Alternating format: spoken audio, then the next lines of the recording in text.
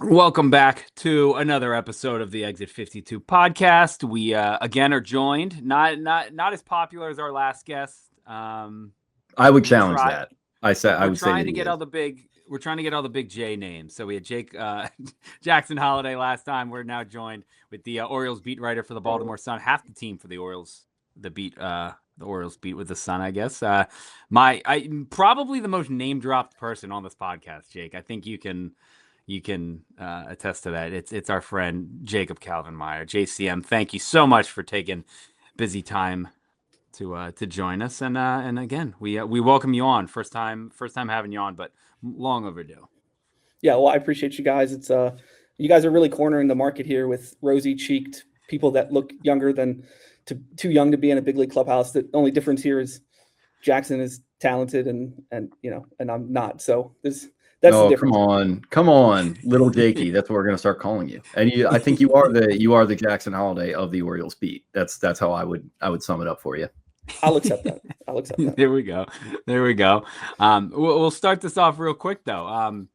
The off season, the way this thing started, I think we were all being like, yeah, this is a different offseason. And it was a different offseason that we've seen before. We've heard a lot of the talk. And it seems like early on they were walking the walk, and they sign Alonso and they trade for Shane Baz and all that. And then we're like, oh, the Orioles are going to get this ace, this front of the rotation guy, and really, really stamp this A+ offseason. And people are already down at spring training, and that ace just never came. And I know technically, I think Elias said front of the rotation guy, quote unquote. And I don't know if it was you or somebody else being like, he could have meant ace, he could have meant a 3. 3 is technically for top of the rotation. But did not getting that ace, did that kind of sour the offseason? I think for you, obviously for the fans, it did. But again, it started off as a really good offseason, and then it kind of just wilted out from there. What are your kind of thoughts on how the offseason has gone? Yeah, I was always relatively skeptical that they would acquire the type of pitcher that would satiate the fan base. Those guys are typically bad investments. That doesn't mean you shouldn't go out and sign them. To be clear, smart teams are doing it. But the idea that they would give up $210 million for Cease or $150 for Suarez, and it looked like Framber was going to get just as much as those guys, and that didn't happen. But AAV wise was still a lot, so I wasn't necessarily expecting them to do that. I found it funny though that when they traded for Shane Baz, Elias did say after that he did call Shane Baz in his mind a frontline starter, which sort of I heard that and I was like, huh, are we trying to set some expectations here about what the rest of the winter is going to look like? Listen, I understand why it might have soured the offseason for some fans, because there has always been this illusion since David Rubenstein took over that this was going to turn into some sort of Mets South situation, that this was just going to be a team that was going to be okay with operating in the red for a long period of time and having $200+ million payrolls. And if that's your expectation, especially after they signed Pete Alonso, then you're obviously going to be disappointed. The difference is that, and the other reason it's disappointing is their payroll is likely going to be lower this season than it was going into last season. And last season obviously went the way it did. At the same time, I don't think anybody looks at this team right now as currently constructed and would say that it's worse than the team that they took into spring training last year. And so there's still obviously reason for optimism, but the rotation, should remain sort of a concern until we see otherwise. Do you see them making the pivot move now? Like, it felt like Framber, like it kind of, all these people out there, Nightingale and, America's GM, like I'd be shocked if he wasn't an Oriole, and we're all sitting here like trying not to get excited. And then it kind of started to feel like they were playing the Orioles against these other teams, and it winds up being Detroit there for Framber. But I mean, there's still some options out there. Like you hear them connected now with Giolito, and obviously Gallen is still out there. They'd have to sacrifice a draft pick for that. Do you see them pivoting to one of these graybeard options like a Chris Bassett? Like what are you kind of thinking happens from here, or are they just done? I'm shocked, by the way, that they didn't sign Framber after Bob Nightingale said there was a 75% chance of it happening. Yeah. It's also strange. Adley Rutschman hasn't been traded this offseason after he to the Phillies for Alec Boehm, you mean? Yeah. So, and then the Orioles would sign JT Realmuto. Yeah. It is worth noting Bob Nightingale is better at his job than I am at mine, but it's still just funny the certainty with which some people say things in this business. Yeah, they have to, right? They have to. They're going to get another starting pitcher. It would be shocking if they didn't. I think if you don't go out and get a frontline guy, which it's almost impossible now unless they sign Gallen, which would be surprising for the reasons of the draft pick involved and the fact that he might want to stay in Arizona as well. If you don't get the frontline guy, then you need to kind of load up on depth. And, you're looking at a situation now where you can easily see how the current rotation can crumble because of a lack of depth.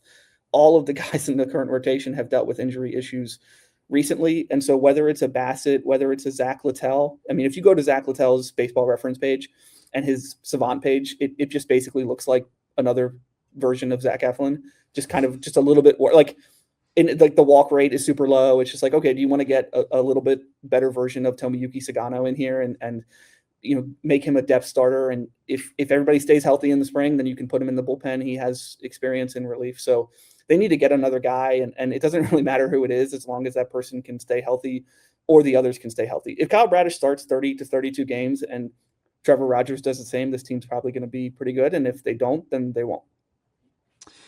Curious to know your thoughts on I'm going to still kind of stick with Craig Nasty. I know people call him Albie. Obviously Eric has to qualify this every time he says his name, by the way, too. Like we're gonna be in 6 months into the season, and people say, hey, like I know people call him Albie. Listen, people are giving me crap for the Craig Nasty thing. Craig Nasty is a fun nickname. All right, let's loosen up, everybody. But again, they signed him. It was super late that night. It was like 10 o'clock or something like that on like a Sunday randomly. I knew absolutely nothing about him. Obviously, I was like, okay, this is cool. I've never heard of him, but sure, let's do this. But obviously, the more I read about him, the more I saw. When I realized he was the guy throwing sunflower seeds at Vote on the, in the dugout, I was like, okay, I can kind of pick up what this guy, what he's about. What did you know about him before they signed him? And then what were your thoughts after the press conference and, hearing him at the Caravan and just some of the other stuff? Because again, from the fans' point of view, we really had no idea about him. But what did you and some of the other beat guys, I don't know if you've talked to them about it, but what were your thoughts on Albernaz, when they signed him and now heading into spring training after you've heard from him and all that stuff? Yeah, I obviously knew nothing about him basically at all before they had hired him, or at least, a week or so leading up to it when it looked like he was one of the guys that they could hire. One of the things that stood out to me during his introductory press conference, and Eric, I'm sure you can empathize with this, is that the fact that he was seamlessly answering questions while his daughter was yapping in his ear. Yeah. And the challenge of that is crazy. And he seemed to handle that pretty well. And I'm half kidding here, but it does sort of show a level of like calm and like the ability to be yourself and not be worried about what other people are thinking, to have your family be as big a part of that and be okay with, your daughter sort of overtaking the press conference and interrupting you while you're talking. And then the winter meetings is a good time for us guys on the beat to go down and meet with him. Every year at the winter meetings, we do you get breakfast with the manager basically like for 2 hours, and you're just sitting at a table eating, hotel eggs and potatoes, chatting about platoon splits and stuff like that. And it was good, right? You get to see what he's like. And honestly, it's with us in that setting, it was pretty shockingly similar to what he was like, on camera or at the press conference. And so all the cliches of what people say about him being a genuine guy and somebody that can connect with players, I can obviously see that. And this isn't to diminish the role of a manager, but I've been saying this the whole time, which is that he could be the best manager in the world. And it doesn't matter if Mike Elias and David Rubenstein and Gunnar Henderson and others don't do their jobs. And so it's important, but all of these other factors are a little bit more important than whether he gives Cedric Mullins a day off in April or pinch hits Ramon Arias for Ryan O'Hearn or stuff like that. So how do you feel about like him, and not just him, but like his whole staff, like guys like Hank Conger and Donnie Ecker? Like, what do you feel like there is like a wins above replacement value as far as like getting what we need to see out of some of these young guys, like to have them start playing up to their full potential? Have you had any kind of interaction with any of these guys that are below him on the totem pole within the coaching staff, and what have kind of your first impressions been? Yeah, I remember asking Elias. I don't remember if it was at the end of season press conference or at the Albernaz one, but it was basically like, hey, there's a lot about this young core struggling offensively. Do you need to change the message that you're giving these guys or the messengers? And when it comes to all of these guys have had the same people talking to them for years about hitting, and it's been the same message.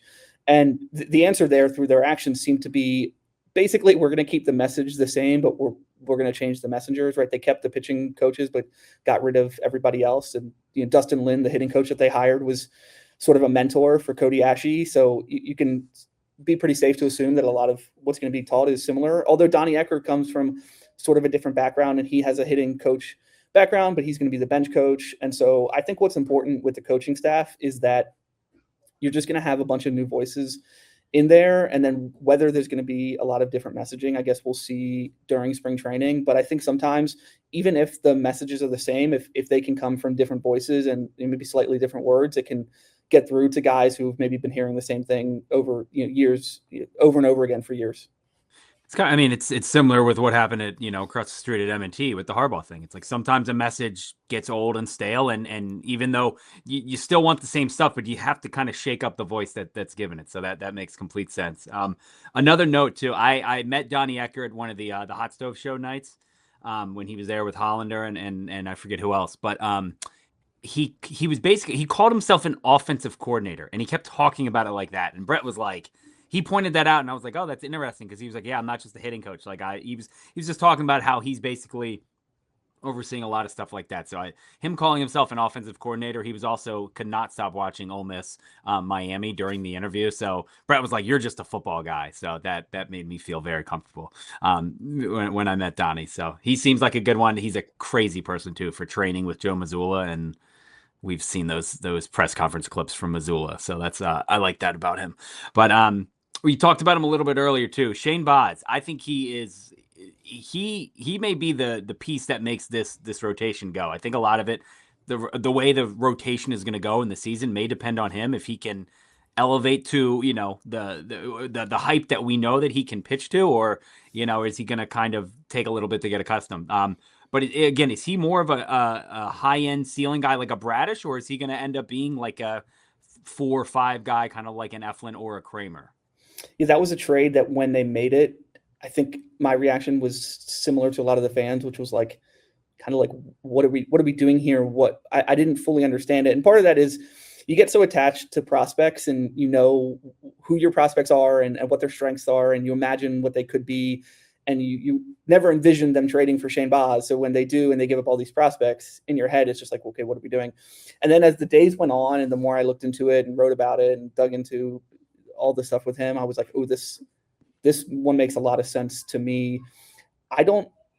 His floor to me, if he's healthy, seems to be similar to what he was last year. There was obviously the park factors, but like, if he stays healthy, like sort of the floor is almost like a Dean Kramer type, but he has that ceiling of kind of what fans dreamed Grayson Rodriguez would be in Baltimore. And that's the thing that's interesting with the rotation is you trade away Grayson Rodriguez to get Taylor Ward. That's obviously an improvement for your 26 team. And then you get Shane Baz to sort of replace Rodriguez in the rotation. And as like prospects, and if you have to look like what the next 5 years look for those guys, I have no idea whether Shane Baz over the next 5 years is going to be better than Grayson Rodriguez. But I know in 2026, he's going to be, as long as Baz doesn't get hurt on the first day of the season or whatever. And so I think he settled something with the rotation of just stabilizing it a little bit, but he has it in him with the fastball velo ticking up last year, with the stuff, with some of the changes that he made to his pitch mix, that he has like a similar type of deal with his fastball that Bradish has, I think, just sort of that natural cut. And so they obviously have had success with guys like that. And so it is somebody that I think can elevate the ceiling of the rotation. There's a lot of outfielders that are going to be fighting for at-bats here, especially like early in the season as the lineup is taking shape, and like that's kind of an organic living thing is, a 1 through 9. But how do you see the outfielder at-bats sort of being split up?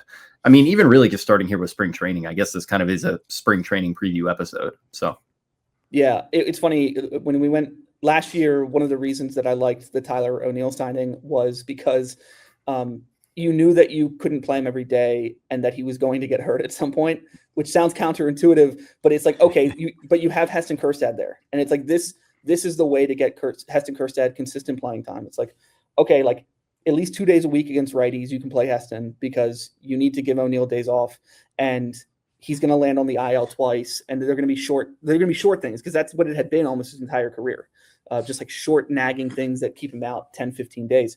And then obviously everything went awry, right? Like O'Neill plays 54 games, Kjerstad, whatever went on with him last season, it just everything went sideways. The funny thing is that I have the same thoughts, even though that was a terrible line of thinking on my part last year. I'm kind of doing it again this year but it's with Beavers, where it's like, okay, like Beavers probably isn't going to be in their opening day lineup if everybody stays healthy.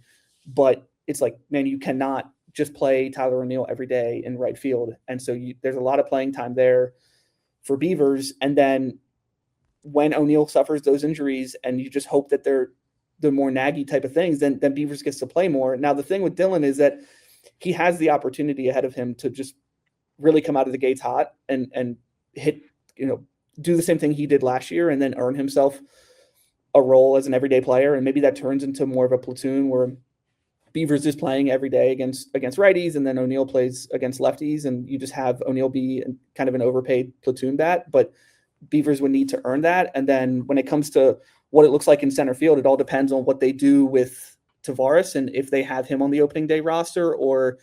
And my guess is now that they have Blaze Alexander, it's like, okay, you can, I know fans are going to hate this, but you can platoon Alexander and Cowser in center, and you can have Blaze Alexander play center field against lefties and have Cowser play center against righties, and then not have Tavares on the opening day roster. And then because you're paying him $2 million, you can kind of pass him through, try to pass him through waivers, and maybe nobody claims him because of that salary. And then you can keep him in AAA in case Cowser gets hurt.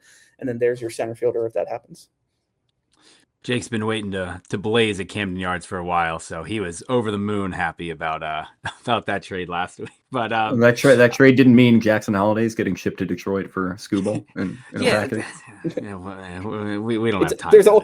I love this. There's always a second move coming. There has to be. Yeah, the moves cannot just happen in a vacuum. There always needs to be. That's a big thing with Ravens fans too. It's quite something. Yep. Oh, Lamar Lover 420 strikes again. Yeah, Jake's guy. The bullpen. A lot of talk. Again, all off season about the rotation, but the bullpen down plenty of arms as well. What do you think of the state of the bullpen right now? Obviously, they had Helsley. They bring back Andrew Kittredge, and then they ship off Kate Stroud, and no Felix. I'm assuming I'm going into this year pretending Felix doesn't even exist. I think the people who were like, "Oh, you can get it back in August." Okay, sure. If you think that, that's fine. I'm not going to subscribe to that really, but can they find another diamond in the rough kind of guy that they've proven that they can find before? Do you think they go out and make a move? I mean, Danny Coulombe wears an Orioles sweatshirt in every single Instagram story. I know it doesn't mean anything, but it's like he's sitting right there. Do you think they end up making a move for a bullpen guy, or is this kind of are we going to see a Trey Gibson kind of in the mix somewhere at the end of spring, or how are they going to approach the bullpen going forward to opening day? Well, just quickly on Coulombe, did you guys see the clip that came out from Foul Territory maybe yesterday or 2 days ago? It was AJ Pierzynski and one of the other guys sort of bemoaning analytics and saying that that the reason that God, his name's escaping me. The second baseman who hits Luis Arraez. The reason Luis Arraez he only gets a 1-year deal, and Eugenio Suarez only got 12 or 15 million or whatever, is because of the big bad mean analytics. The thing that's so it's a shocking take coming from a former player that wears fitted hats backwards like perpetually. And I love AJ, but listen, and listen, I've been on that show, and I like this. I know, yeah. I'm not trying to get you in trouble.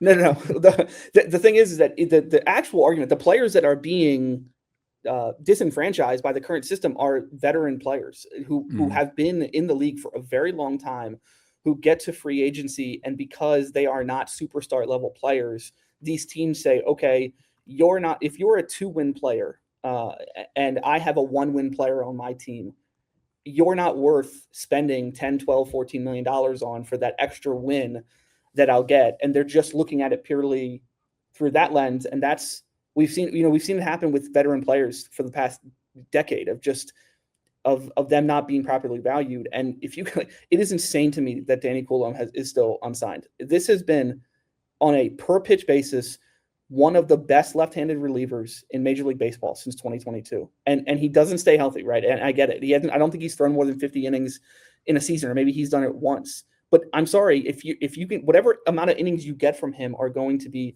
extremely quality innings. And so whatever team gets him, he's going to have a 1.9 ERA in June, and everybody's going to go, okay, I wish my team would have signed him. Now, with the Orioles, I think the bullpen's a pretty significant concern. And even knowing the fact that there's going to be a guy or two that we're not really considering that's going to pop, like one of these NRI guys, like Eric Torres or something. Like there's a guy that they signed who he dominated one of these independent leagues last year, and then went to like the Puerto Rico winter league, and then didn't give up a run in like 27 innings or something. And that guy might be like the next great thing or something. But even with that, right, it's this bullpen is lacking a clear left on left guy, right? They don't have that. So they have Keegan Aiken and Dietrich Enns. Keegan Aiken is platoon neutral, and I don't need to remind you guys of what your feelings are like when you put him in a left and left situation. It is not the lockdown thing. Keegan Aiken's a really good reliever, and he needs to be in the role that he needs to be in. And then Dietrich Enns is more of a reverse splits. He's better against righties than he is against lefties. And so they don't have a traditional left on left guy. And I even think they're missing another swing and miss a swing and miss righty on the back end, because is Rico Garcia really going to be that guy? And or can they afford, because the rotation doesn't have enough depth, can they afford to just put Tyler Wells into a short relief role, or do they need to stretch him out in spring and keep him stretched out during the season because he's their sixth starter or whatever? And so now if you get another starter, you can put Wells maybe in that role, and that helps the bullpen. But I can tell you right now, there's no way that this bullpen, as it stands right now, is like playoff caliber. And it doesn't need to be, right? Like it's February, and they can still get a guy, and they can trade for one at the deadline, and maybe Tyler Wells becomes a legit back end guy. But it doesn't look great as we stand right now. No, I agree. And it is just kind of the hope of like that diamond in the rough guy, like we've talked about with Bert Suarez and some of these, CNL and just some of these characters over the years that have just kind of like, risen Austin up out Voth. of nowhere. Yeah, Voth. Yeah, exactly. Like I guess the hope is that they're going to have that happen. Turning it back over to the front end, how predictable was the Zack Eflin re-signing? Like, did they even remove his locker, from the clubhouse? Like what's kind of the vibe around that? Like, what's just the general vibe on him and his status coming into the season? Because I really like that re-signing a lot. And as much as we're talking about pitching and not landing the top whale, and do they go get one of these guys that's still out there? I think they still should, but I still do like the idea of Eflin coming back, relatively healthy, and giving you some of what we saw in 2024. That could be a big asset. Yeah, it made too much sense. It made too much sense, for them to bring him back. It's funny because at the end of a season, when a guy is set to hit free agency, sometimes you ask him, we ask him in a scrum with the team camera in his face, as if he's going to say something bad about the team with the massive camera 2 inches from his face, right? It's like, do you want to be here next year? And of course they all say, yeah, I love it here. But the way Eflin gave that answer last year, it just felt a little bit more real. This is a guy that has 17 kids. I think he's trying to chase down Phillip Rivers, maybe. And so it's just like, just imagine how challenging it must be to move your family as often as you would need to if he goes into this thing and says, okay, we're going to play for a different team in 26 while I'm rehabbing from this back surgery that's relatively rare to make it back from, or to have as a major league player. And then that means we're going to play somewhere new in 2027. And it's just difficult. So it made too much sense for that. And the thing I like about Eflin is that, listen, this isn't a high ceiling guy in terms of like being a dominant starter, but like 10 months ago, he started opening day for this team, right? So this isn't a scrub. My guess for him is that they're going to slow play it a little bit, especially if they get another starter and they have a little bit better depth, that they might have him start the year on the IL and have him spend April ramping up. Like I think it was in 24 with John Means. One of the years with John Means, they had him start late, and he started ramping up in March, and he basically took April during his rehab stint and then came back in like early May. And so I could see them doing a similar thing with Eflin.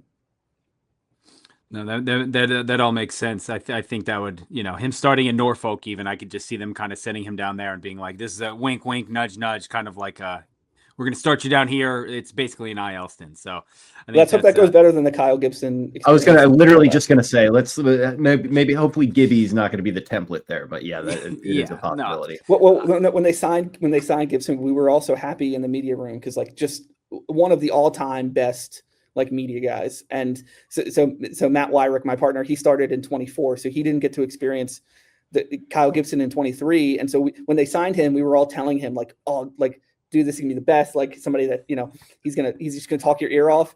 And then it was sadly, it was over before it really began. Yeah, that was now, brother. Rest. That was the Yankees start, right, where he gave up how many home runs before? I think it was 4 or 5 in the first inning. I think it was literally every ball that left his hand. There was loud contact, and I think like 4 of them left the ballpark. It just here's the thing: as the years go on, the story is gonna turn into 5 homers and then 6. Yeah, and then it's a fish story. And then he started the game. Did he start the game the day that Hyde got fired or the day after? I think it was the day after. I think Morton. No. Gibson started the game the day that Hyde got fired, and I think Morton started the next one. But either way, that was just like, yeah, bleak stuff. Like. Yeah, the worst timing. So yeah. No, that seems about right. Those two guys, but how do they navigate this first base situation?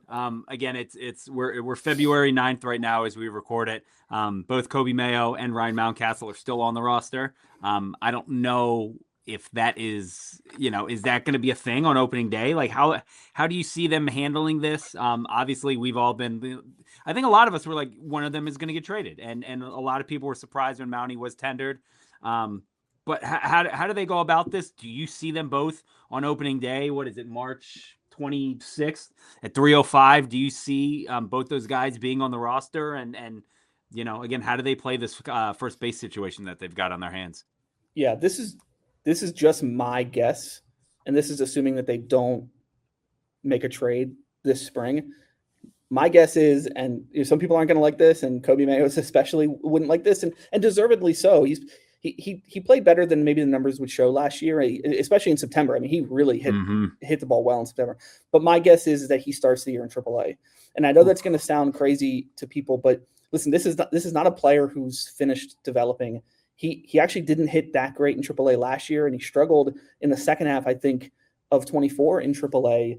This is still a player that has some things to work out in his swing. He still has improvement to go at first base. If they try to throw him in right field, which people have been talking about since he was drafted, and they have refused to do it. If they do that, then that's going to take some development as well. Listen, I think Kobe Mayo is 24, so it feels like he's older than he actually is because he's one of the few high school guys that they've drafted. So I think everybody thinks that he's sort of the same age as Heston, and he's not, right? I think he's like 3 years younger than Heston is. And so, and if you look at players like Kobe Mayo, like I'm not saying that he's going to be Chris Davis, to be clear, but if you look at guys like that, really big players, long levers who swing and miss a lot, it takes them time to learn how to hit major league pitching. Like go look at Chris Davis's baseball reference page. He really struggled until he was like 27, 28 years old.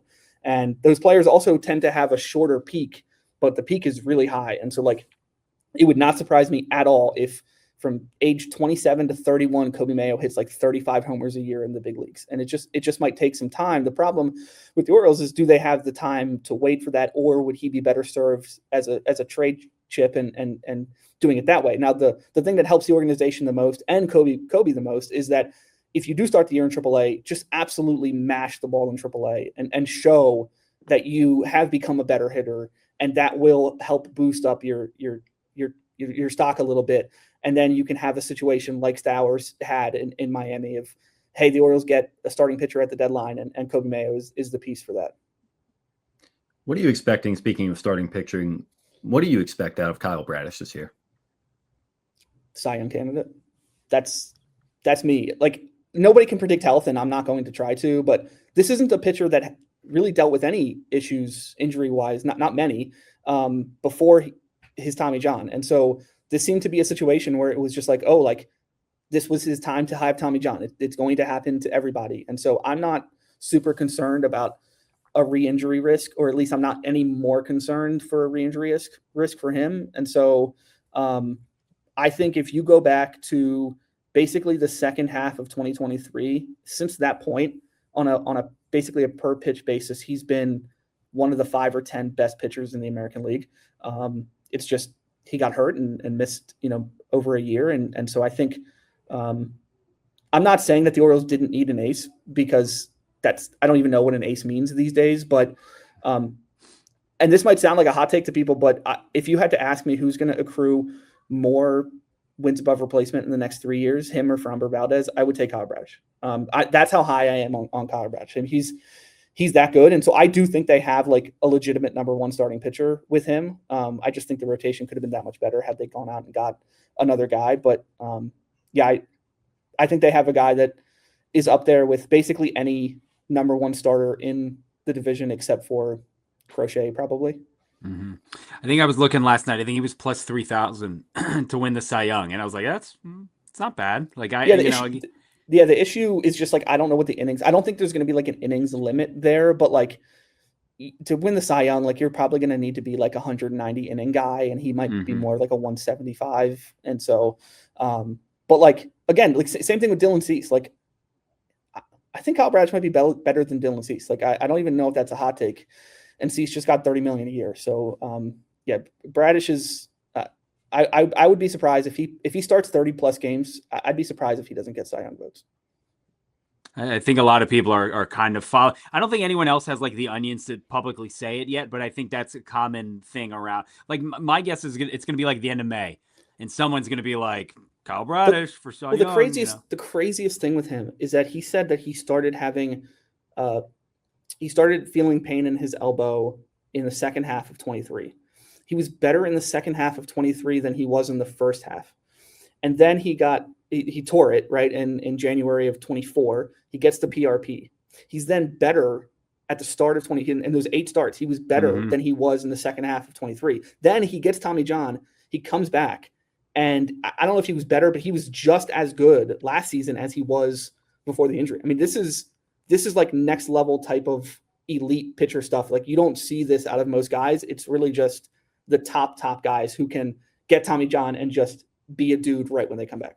It really didn't seem like he missed a beat at all. And I texted Hollander, and I just remember being like, I don't know if I feel good about him coming back. Like I would like last year, I was like, why not just shut him down? And he was like, no, he's a dog and he's going to want to be out there. And I want a guy who is going to make you rip the ball out of his hand instead of being like, oh no, I'm hurt. I don't want to play this year or whatever. And then I saw him pitch and I'm like, yeah, thank God that like it. And I don't know, it helped me personally be like, oh yeah, he's going to be fine. Like, again, it didn't look like they were babying him. He didn't seem like he was babying himself or like holding back or anything like that. But yeah, I just remember, what was the start that he had? Was it a no-hitter in 23 against the White Sox? And that would have been 24 when he came back. Yeah, 24. Yes. Yeah, and it was 7 innings, and I think he K'd like 12 or 14. There was a lot of like, Hyde's going to have a real interesting call to make here. And then like he gave up a hit, I think, and everyone's like, thank God. Like that was cool. That was cool. No, they pulled him after 7, and then Coolum. Is that what it was? No hits or whatever? Yeah, I think so. So he walked 4, and then he had a no-hitter through 7, and then Coolum came in. I think he gave up a homer to the first batter he faced. Yes. Yes. So it's just like we're done with this no-hitter talk, and we'll get it out of the way. Yeah, that's exactly what it was. Well, when Wells came back, Wells looked incredible too last year. And the funny thing about Tyler is like, if you had to ask me, just like ignore the bullpen thing, like ignore the fact that he's also an amazing reliever. And if you look at his career splits as a reliever, like his like batting average against as a reliever is like 130. It's like crazy, but I'm pretty sure he's one of their 5 best starting pitchers. And the question is, do you have enough rotation, like depth in the rotation to just say, okay, we're okay with sacrificing probably our number 4 starting pitcher and just putting him in the bullpen? Because otherwise, if you don't have that depth, it's like he might be too good to put in the bullpen. I could see that. Yeah. I mean, at one point, again, he was leading, I guess it was 23, maybe. He was leading baseball in whip. He would give up like the one solo home. Every home run he gave up was a solo, but that was like the only hit he would give up. And so, yeah. His whip that season still, I think if you look at it, I think it starts with a 0. I think it was sub 1. He was disgusting. So yeah, I'm right there with you. Talking about injuries though, and bouncing back from them. Our guy Colton Cowser. How big of a season is this for him? You know, we obviously saw what he could do in the Rookie of the Year. when he probably should have won it and got robbed by Luis Gil. But again, the injuries last year led to that down year, and optically, like, the numbers looked fine still. I think he hit how many home runs he hit? 18, I think, something like that. But again, I mean, his whole thing is he just has to stay healthy. He hasn't been healthy since the end of 24 when he broke his hand, obviously, in the playoff game that we all saw. But again, he had the broken ribs last year that he played through. And I tweeted this the other day.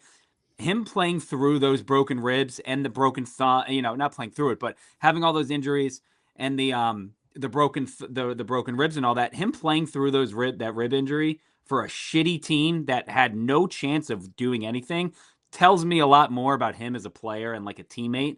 Because again, he easily could have been like, no, I'm going to Sarasota and I'm going to work out, and rehab and all that. But just again, how big of a season is this for Cowser? And do they have to kind of do this thing that the Nats did with Harper and the Padres did with Tatis? Like, do they have to kind of protect him from himself? Because all the ways that he gets hurt are hustle plays and stuff that he's not extra, but it's stuff that you want, jumping into the wall, diving head first, things like that. How do they protect himself? And then just how big of a year is this for him? This is maybe the longest question I've ever heard. Yeah, I've had longer. Well, listen, the issue there is it's harder to keep him healthy when he's playing center field every day. And that's sort of the issue with the free agent market. Didn't give them a ton of options to go somewhere different, especially after they traded for Taylor Ward. And so you're accepting that Colton Cowser, somebody that's had issues with injuries, is going to play the second or third most physically demanding position on the field. And you're probably going to expect him to do it, 120 games a year if you platoon him and not have him start against lefties or do some of a hybrid situation there. The importance of this season for Cowser is crazy because this year might determine whether he's a core piece of this team moving forward or if he's a platoon player moving forward, or even a fourth outfielder moving forward. Like that's how important it is for him. I've been pretty clear over the years just how high I am on Cowser as a player. I think his ceiling is higher than anybody else on this team except for Gunnar Henderson. Nobody on this team has the type of power, speed, and patience combo that Cowser showed as a player in the minor leagues. Like the type of prospect that he was somebody that could be your leadoff hitter and could be your cleanup hitter. Like that was the type of player that he was. And he's shown that throughout his time. Like last year he hit 199 and his OPS was started with a 6. It was just a really bad season. Even with that, if you average out his numbers across 162 games, I think he would have been close to being a 30-30 guy. Which isn't to say that it was still a bad season offensively, but it shows kind of what his ceiling is. And the fact is if you look at every player of the young core that dealt with injury issues last season, I would say that Cowser is probably the one that you can excuse the poor performance or directly tie the injury stuff with the poor performance. It's like he had a broken hand at the end of 24 that stunted his offseason. Then he had it was a broken thumb on the fourth game of the season. That kept him out for 2+ months. You can't swing. You can't swing with that. Like you just take 2 months off 2-3 months off in the middle of a season, and just not swing. And then the ribs thing, I don't know how much of a factor that was, but it was still something that was painful and that he had to play through. And so I think he deserves, despite the fact that, frankly, I don't think the fan base gives him really any slack. And I think he probably gets the most criticism of anybody of the young core. I think he deserves the biggest sort of, not excuse, but just like, hey, like, let's see what this season looks like. And maybe we can flush last season, but he's a key part of this team. And if he can get back to the player he was in 24, that will be huge for them. Speaking of injuries and guys that need a big bounce back, we're 40 minutes in here and we haven't mentioned Adley Rutschman. That would have been unheard of like 2 years ago. Like just the fact that, I don't know, it's hard to say he's an afterthought. Like he's probably still your starting catcher here, but like, do you think this is kind of the make or break year where we kind of finally find out, like, does he have a long-term future here in Baltimore?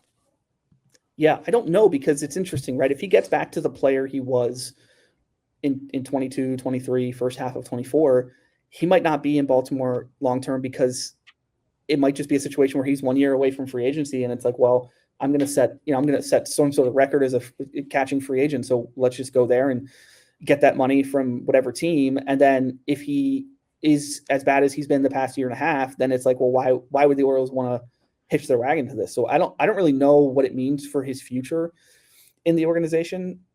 I think it's paramount for them to keep him healthy, and I don't know how to do that, but that's the main reason why I've been on the 3 catcher train, why I think they should keep a third catcher, even though it is objectively not the best strategy to limit your bench in that way, is because I would force myself to have Adley Rutschman catch fewer than 90 games. Like firstly, he's never started 100 games at catcher in a season anyway, or maybe he hasn't started. I don't think he's started over 108.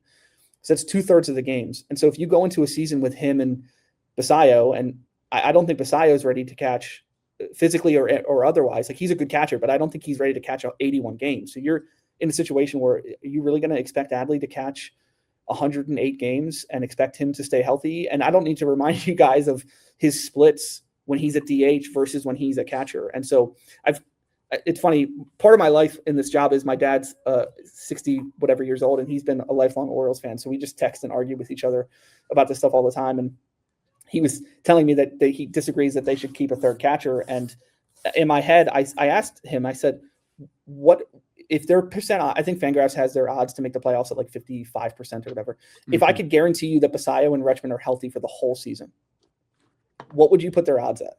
And in my head, it's like 80%. Like I can't envision a scenario where these two, like the best catching duo tandem in baseball, they stay healthy for the whole year. If they stay healthy, that probably means that they're pretty effective at the plate.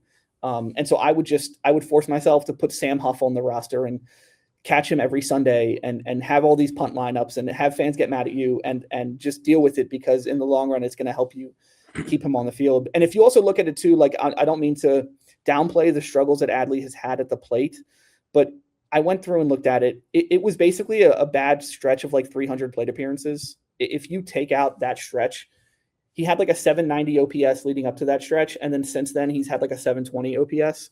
And so, and most of that was in the season where we all think he had something physically going on that they've kind of refused to acknowledge. And so I also think last year he was a lot better than the numbers showed, and he started to break out of it in June, and then he got hurt. And then it was just like, man, like just the nightmare continues. So I don't know what it looks like for him and his future in the organization, but they need to keep him healthy. And that means a lot of days of DH. Another guy that kind of need to stay healthy, and we've seen what happens when he's not in there. It seems like everything kind of falls apart, the lineup, the defense, everything. Jordan Westburg, how bad do the Orioles need him to play 140, 145 games at third base? I don't know what the number is there, but how bad do they need him? Because everything goes when Jordan is in the lineup. I think that is the most obvious thing that we've seen the last couple of years. Yeah, we're 40 minutes into this thing, so let me give a hot take. If I guess I've already given one with Bradish that he'll be a Cy Young candidate, but keep him coming. If Jordan Westburg exclusively plays third base and he stays healthy, he will be a Gold Glove candidate at third base. I've been on the train this whole time of I was always pretty frustrated when they would play Westburg at second and Ramon Arias at third, because I believed and that there were numbers, defensive metrics that showed that Ramon was better at second, which that's basically Ramon's natural position, despite the fact that he won a Gold Glove at third base. And they play Westburg at second and Ramon at third, when I thought it should be flipped. Jordan Westburg has been a really, really good defensive third baseman, and overall not very good at second base. And so I would like to see what it looks like if he can play third base every day, or almost every day. I think the same thing could go for Westburg that you could say for Adley, which is that this is a player that last season, I think Westburg dealt with 5 or 6 different injuries. And listen, if he's healthy enough and he can play 154 games, that's great. But I might even look at it now that the Blaze Alexander trade, you look at this and go, okay, this is a guy that can platoon in center if you need him, can platoon at second base if you need him, can be a defensive replacement. And firstly, he really saves you if Westburg gets hurt, because if Westburg had gotten hurt, they had nobody behind Westburg who could catch the ball at third base and give you offense. And now Blaze Alexander gives you that, but he'll also give you somebody that you can comfortably put in there, one game a week to give Westburg a day off to keep him healthy. Because like you mentioned, the lineup, it just felt so different when he wasn't in there because of the quality of at-bats that he takes. It's not even as a guy that walks a lot. It's just he's a super aggressive hitter. And if you look at the lineup now with like him and Taylor Ward, who are very different, and if you have those guys in the lineup, I like the way that it looks. It was still so weird. The like third game of the year. Remember he had the 2 home runs off Scherzer in Toronto, and then Hyde, like in the post game, was like he could barely walk up the stairs to like get from the dugout to the clubhouse, and it was like, did he get hit by a truck? Like getting to the like that that was so strange. In spring training, he had a back thing because of his bed.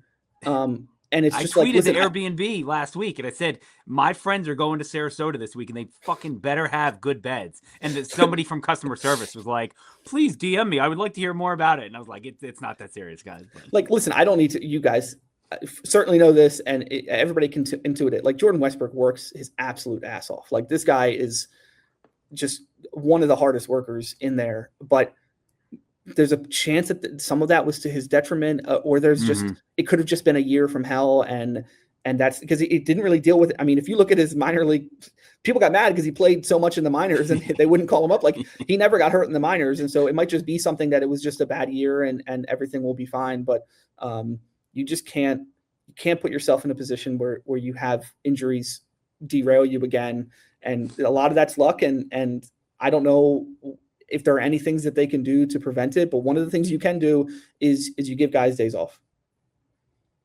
100%. Kind of another sort of health related story here. I guess first we got to start off with, can you recite the Heston Kjerstad quote back to us by heart? I don't know if I could do it. And then what's kind of going to be the story with Heston this year? You know, there's been some buzz about, you know, things going on behind the scenes. Hope everything's okay. It seems like he might be ready to get back in the mix here and try to make a go of it. What's the buzz around him right now? Yeah, I definitely can't recite it. I leave my sicko behavior to like the Sporkle every year that we do in spring training of like the previous year, and I think I got 57 out of 60 for the 24 team, and I forgot a couple guys that just really I couldn't sleep that night.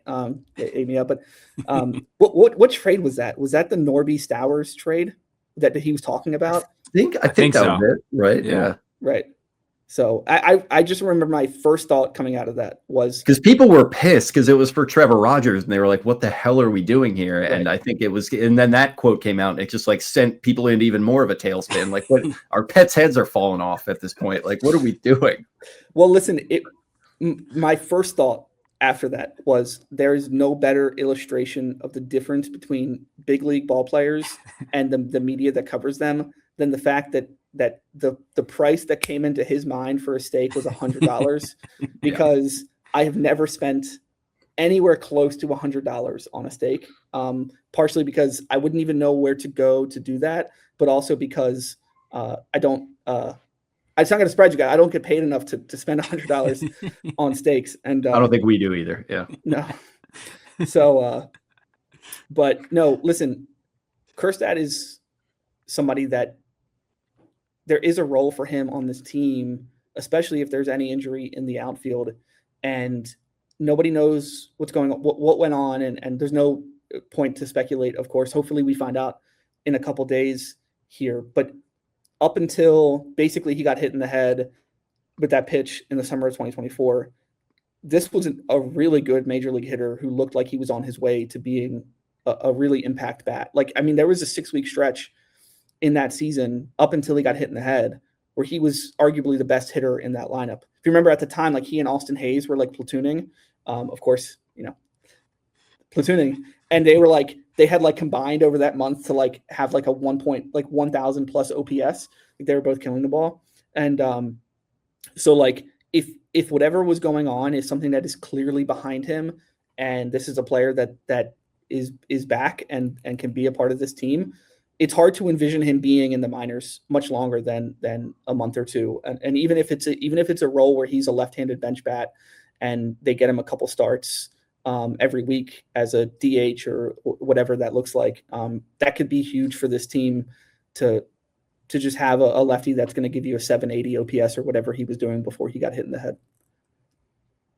It'll be interesting seeing again how they kind of, you know, I don't know how they treat him going forward. I said the other day, like if he can get healthy and stay healthy and hit, it's going to make a very interesting situation for the Orioles and what they do with all those bats. So again, we're hoping, I mean, that would be a great problem to have. I think everybody's rooting for that to happen. So yeah, he's too good of a player that if he's he's too good of a player that if he's healthy, that he's not going to end up figuring this out in some way. It's just all depends on if he's healthy or not. And all the shit he's gone through, it's like that. You root for that naturally, like with between the enlarged heart and like getting hit in the head, like you mentioned, it's a lot to go through. And COVID, it's a lot. So his injuries are like the opposite of Cowser, where it's like, Cowser's stuff is unlucky stuff on the field, and it's like nothing Heston could have ever done, could have kept him on the field there. So talk about the lineup. Who's your leadoff hitter? If you're Craig Nasty, who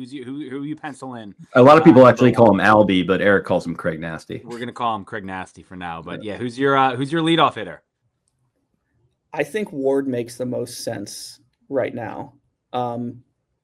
I've seen a lot of lineups where people have Holiday at the top, and this is nothing against my predecessor here on this podcast, but I don't see how you can do that when if you had to project the OPS of every player in the starting lineup, he would either have the 7th, 8th, or 9th best OPS in the lineup, and I don't see how it makes sense to put that player as your leadoff hitter. I've said this from the beginning. The goal is that he ends up getting to a point in his career where he is your leadoff hitter. And there's a chance that he started to show that over the past, last 6 weeks of last season, where he really came into his own and he was seeing a lot more pitches. He was being a lot more patient, because there was a stretch there in the middle of the season, like basically all last summer. He was a league average or slightly below league average hitter who just swung at everything and never walked. And it was just like, you can't, that is not how you're a major league leadoff hitter. But then something changed with him.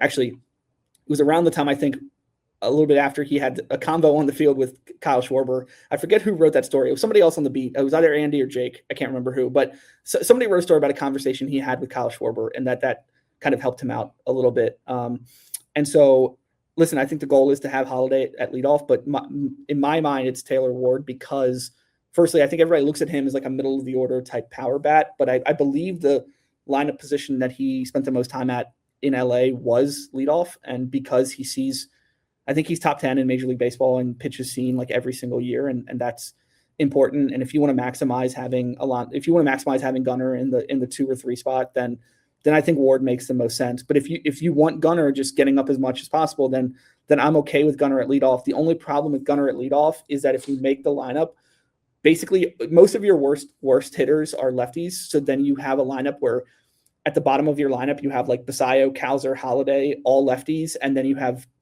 Gunnar at the top. And then that's just going to lead to like a natural lefty pocket and then a bunch of pitch hitting. So I think Ward makes the most sense at leadoff. Chapman's going to come in one game and face all 4 of them and strike them all out on like 14 pitches, and people are just going to lose their mind. Well, the moment that Chapman comes in, they're allowed to just call Austin Slater and say, hey, like you can just teleport him into the dugout so that you can pinch hit him. The golden batter rule. That's what the Manfred wanted. So yeah, it has Austin Slater's name written all over it. Check you later. You mentioned your predecessor on this podcast, little Jackie Holiday. Can we just, you're throwing a lot of hot takes out here tonight. Okay. Can we pencil him in as an all-star right now? How are we feeling about his chances to make that next leap? That's interesting, because he was what he finished second in the voting last year, and like, I think so. Frankly, he just was not an all-star player in the first half of last year, like at all. But I expect him to be a lot better this year than he was last year.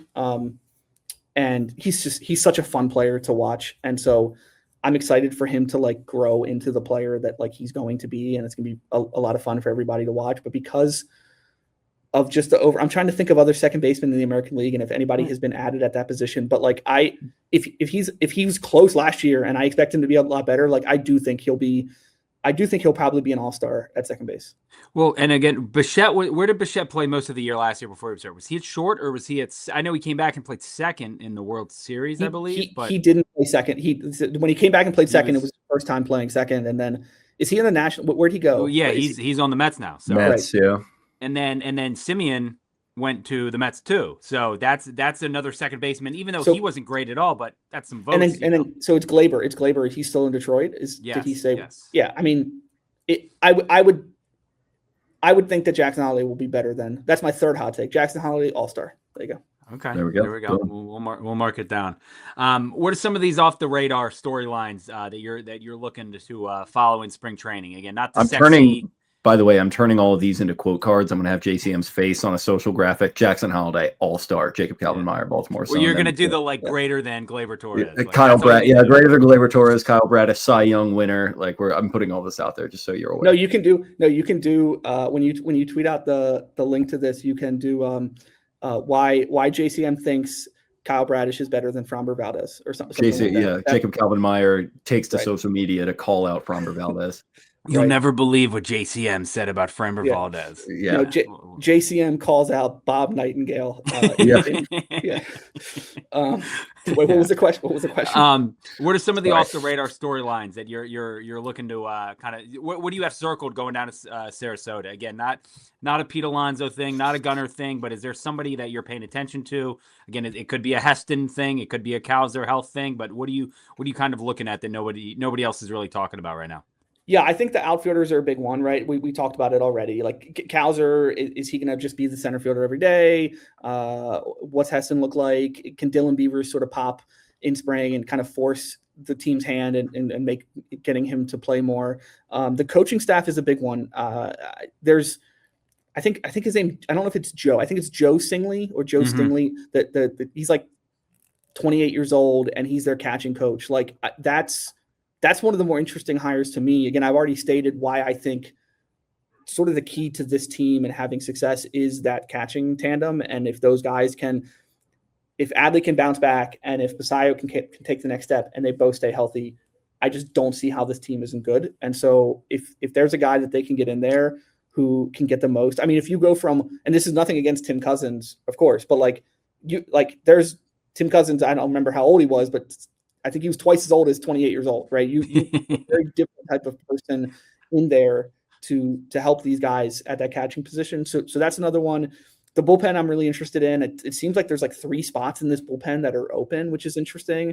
And then there's a couple NRI guys that are interested. There's a couple guys that they signed out of, I don't remember if it's the Mexican League or the Dominican Winter League, and then that Eric Torres guy that I mentioned. So there's a couple NRIs, and then Albert Suarez, of course, is another one. Like, would anybody be surprised if he's their long man entering the season? Like, I would not be at all. Like, if they have Tyler Wells in the rotation, then that's sort of a lock for me that it means that Suarez is the long man in the bullpen as long as he's healthy.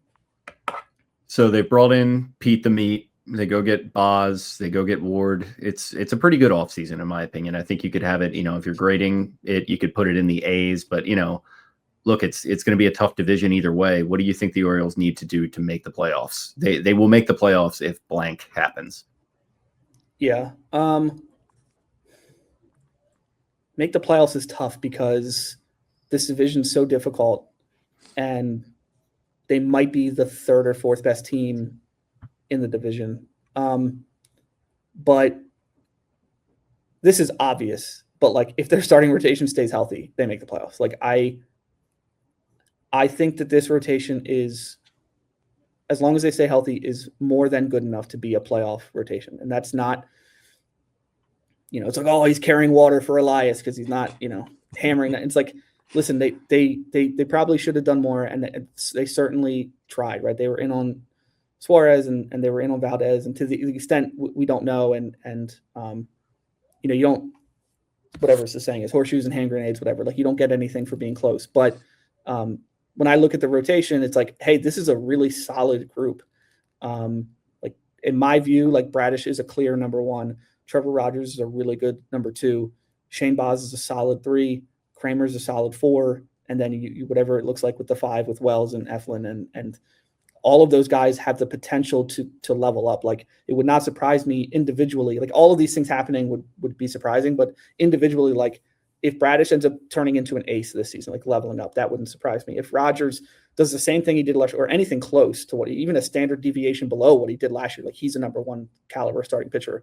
Shane Baz, I don't think it would surprise me either if he ends up being a guy. It's like, oh, this is a number two caliber starting pitcher in baseball. And Eflin, if it's like this is somebody that he's back to what he was before the back thing, then that's sort of a number two, number three right there. And so then you look at that and it's like, hey, that's more than just a good rotation. That's a really good, maybe great rotation. But if on the flip side, if they get hurt, like if Bradish goes down, if Rogers really regresses, if Dean Kramer's never dealt with injuries before, like at some point he's going to get hurt in his career. If the back thing just doesn't work out for Eflin, and then it's June and you're in the best division in baseball, and Brandon Young is starting opposite Garrett Crochet, it's going to be tough there. So that's the key part.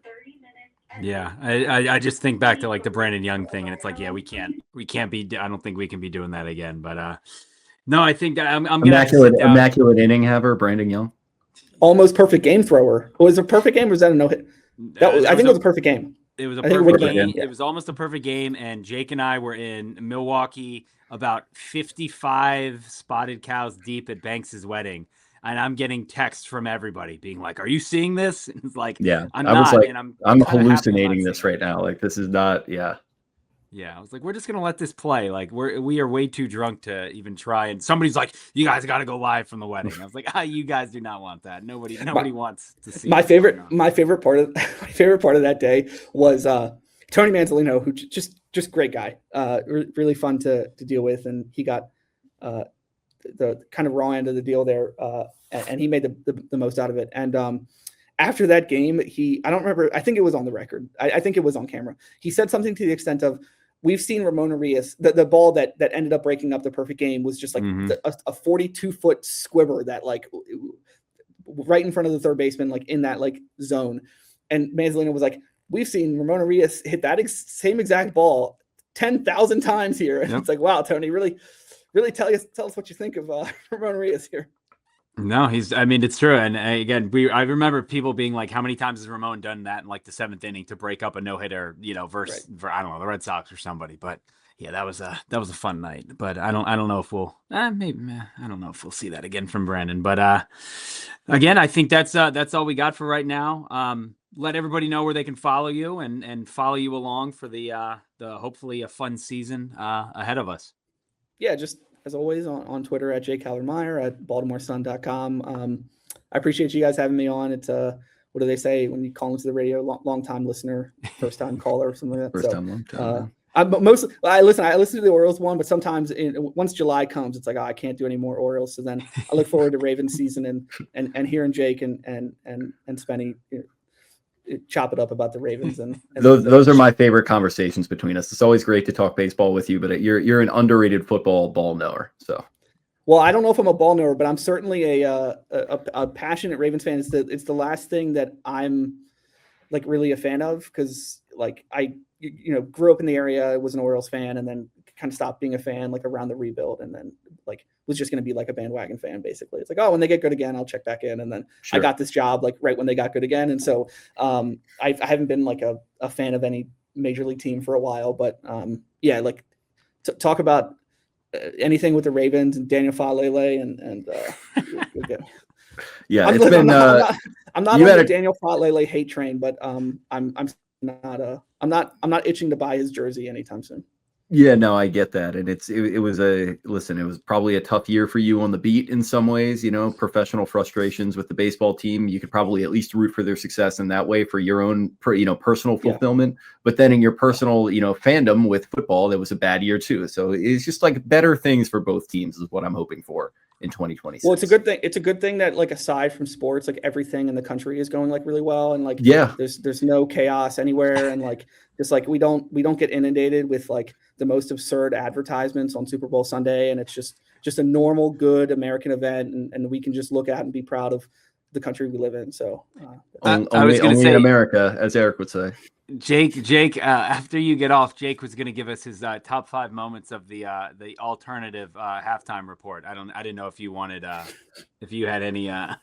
Yeah, the TP USA. I'm sure you were. Or tuned we into could that we too. could take that offline. We could take that offline. So no, but again, we appreciate you joining, and again, hopefully, I'll see you down in Sarasota in a couple of weeks, and around the ballpark in the new press box in just about, what is that, a month and a half, I guess, a little more than that. So again, we appreciate you, and we look forward to talking more O's with you.